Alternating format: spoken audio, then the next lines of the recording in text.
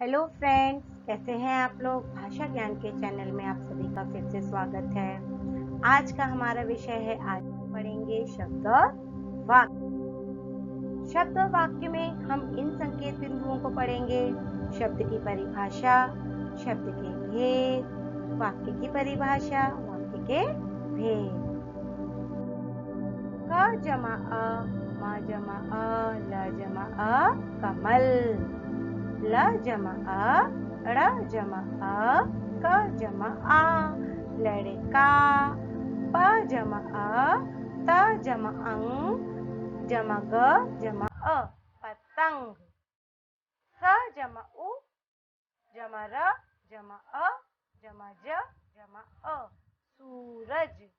प जमा ए, जमा र जमा अ, पेड़। घ जमा अ, जमा र जमा अ, घर। ये तो थे बच्चों कुछ शब्द। अब देखिए, ये शब्द वर्णों के मेल से बने हैं तथा किसी निश्चित अर्थ की ओर संकेत दे रहे हैं। अब इन्हीं शब्दों का क्रम बदलकर देखिए। मलक, काड़ल, तंगप, रसुज, रघ। क्या इनसे आपको कोई अर्थ स्पष्ट हो रहा है? क्या समझ में आ रहे हैं क्या कह रहे हैं? नहीं। अतः किसी भी क्रम में वर्णों को मिला देने से शब्द नहीं बनता है। दो या दो से अधिक वर्णों का समूह जिसका कोई अर्थ हो उसे शब्द कहते हैं। बच्चों, दो या दो से अधिक वर्णों का सार्थक शब्दों का समूह उसे शब्द कहते हैं जिसका कोई अर्थ हो। अर्थ के आधार पर शब्द दो प्रकार के होते हैं, सार्थक शब्द और निरर्थक शब्द। अब देखिए क्या होते हैं। सार्थक शब्द वर्णों को जोड़कर बना शब्द जिसका कोई अर्थ निकलता है, वे सार्थक शब्द कहलाते हैं। जैसे तरबूज, लड़की, फूल, जानवर आदि। इनसे आपको समझ में आ रहा है किसी न किसी चीज के नाम है, इनके अर्थ है। परंतु बच्चों, निरर्थक शब्द देखिए क्या होते हैं। वर्णों को जोड़कर बना शब्द जिसका कोई अर्थ नहीं निकलता है, वे निरर्थक शब्द कहलाते हैं। जैसे वाय, शॉल, वोटी आदि। इन शब्दों का कोई भी अर्थ नहीं निकलता है।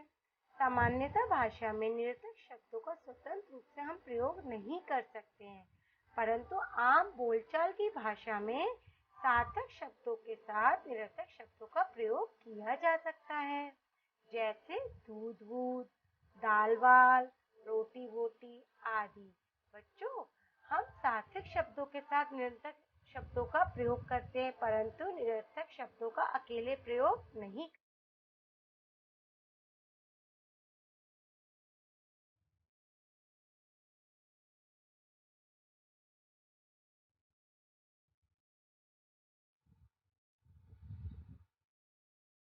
इस तरह से शब्द की तीन प्रमुख विशेषताएं होती हैं।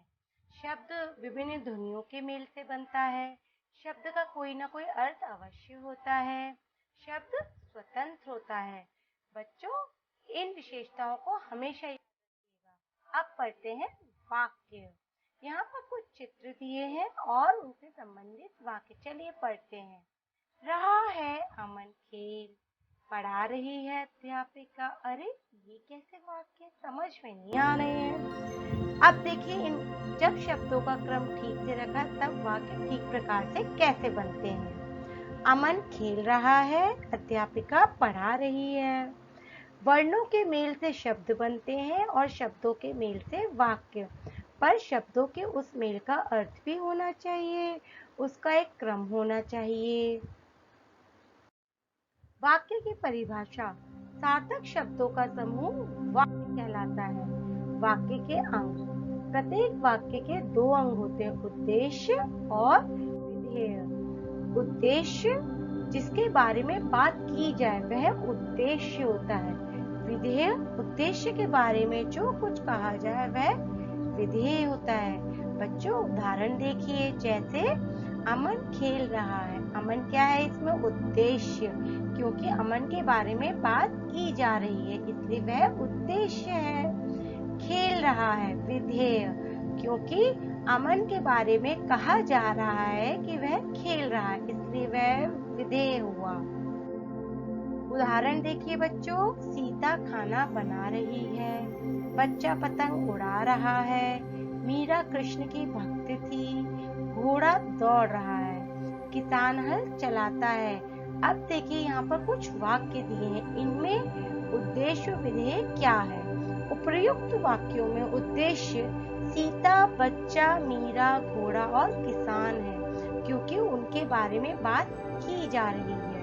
वह खाना बना रही है, पतंग उड़ा रहा है, कृष्ण की भक्त थी, दौड़ रहा है और हल चलाता विधेय है, क्योंकि यहाँ पर उद्देश्य के बारे में बात की जा रही है। आइए हम पाठ को दोहराते हैं। दो या दो से अधिक वर्णों का सार्थक समूह शब्द कहलाता है। शब्द दो प्रकार के होते हैं, सार्थक और निरर्थक। शब्दों का समूह जिसका अर्थ हो वाक्य कहलाता है। वाक्य के दो अंग होते हैं, उद्देश्य और विधेय। जिसके बारे में बात की जाए वह उद्देश्य होता है। उद्देश्य के बारे में जो कुछ कहा जाए वह बच्चों विधेय होता है। इस प्रकार से आप सभी को उद्देश्य और वाक्य और शब्द समझ में आ गए होंगे। अगर आपको ये वीडियो पसंद आई हो तो आप चैनल को लाइक, शेयर और सब्सक्राइब करना मत भूलिएगा, जिससे आपको आगे की वीडियो लगातार मिलती रहे। धन्यवाद। बाय बच्चों।